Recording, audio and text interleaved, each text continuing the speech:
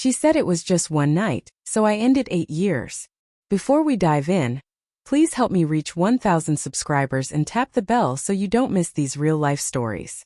She said it like it was nothing. It's just one night. Her fingers moved with muscle memory as she fastened her earrings, eyes fixed on the mirror, careful not to meet mine. This was the same woman who once panicked if I fell asleep upset. Now my silence barely existed in the room. 8 years married. Hannah, 34.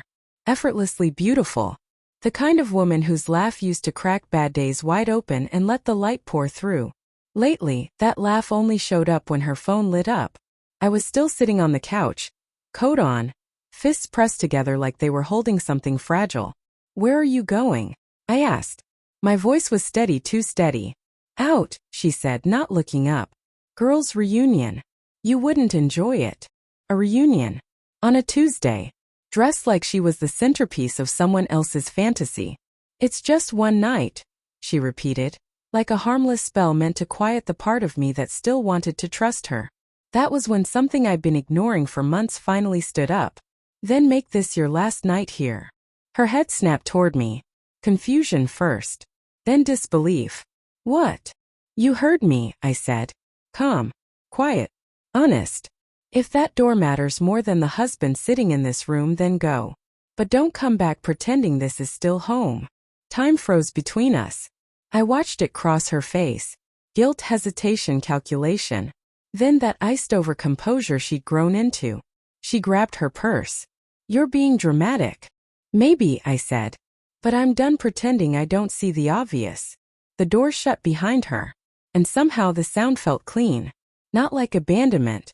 Like clarity. I didn't chase her. Didn't scroll. Didn't wait for explanations. I poured a drink, stepped outside, let the night wind move through the trees. For the first time in a long time, the house felt honest. At 2:17 a.m. the door opened again. Her heels clicked across the hardwood. She peeked into the living room and froze when she saw me. Still awake, glass half empty, eyes steady. "You're still up," she whispered. "I figured you'd want to pack." Her eyes widened. "Ethan, stop. You're blowing this up. It was just a night out." "That's exactly what you said earlier." She looked away, searching for words. "You don't even know what happened." "I don't need to," I said. "I only know what hasn't been happening anymore. Honesty, respect, effort." She collapsed onto the couch like she was trying to sit back inside a marriage that had quietly died months ago. "You think I cheated on you?" Her voice trembled, just enough to feel practiced. "I think you already left," I said. "You just haven't packed." The truth landed. I saw it in her flinch. Then her phone lit up beside her. A name I didn't recognize. She flipped it face down too fast. Silence followed, the heavy kind. The kind that says more than any argument ever could. "You can stay until morning," I said. "After that, Adam will come help you move your things." "Ethan, please." "No. You made a choice tonight. You just didn't think it would cost you anything." Her eyes filled. I didn't look away. Sadness burns eventually. What's left is truth. She slept downstairs. I went upstairs, lay on my side of the bed, stared at the ceiling. No sleep. No self-doubt either. At sunrise, I heard cabinets opening. Zippers sliding. The quiet sound of an ending.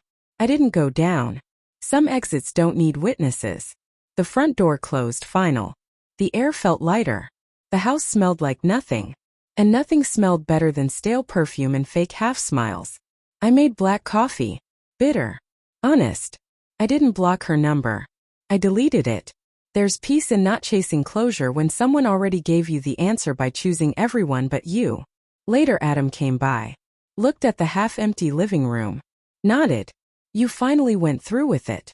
"Yeah," I said. "Looks like I did." We carried her boxes out one by one, the remains of a life that no longer belonged here. When we finished, he clapped my shoulder. "You'll be fine." "I already am." That evening, I drove to the coast. Watched the sun bleed into the water. Endings and beginnings in the same breath. You don't lose someone in one night.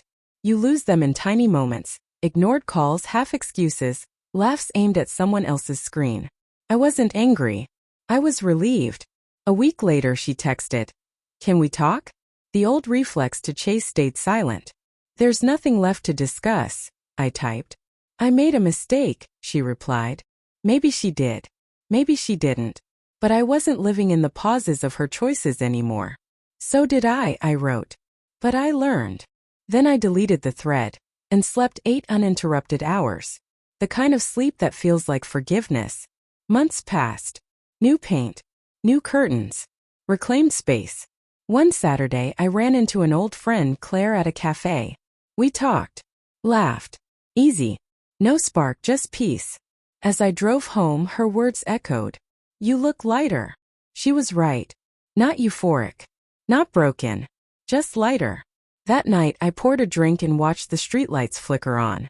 Somewhere out there, Hannah might have been replaying our last words, wondering if I softened. But I knew myself now. I didn't stop loving her in one night. I just finally loved myself enough to let her go.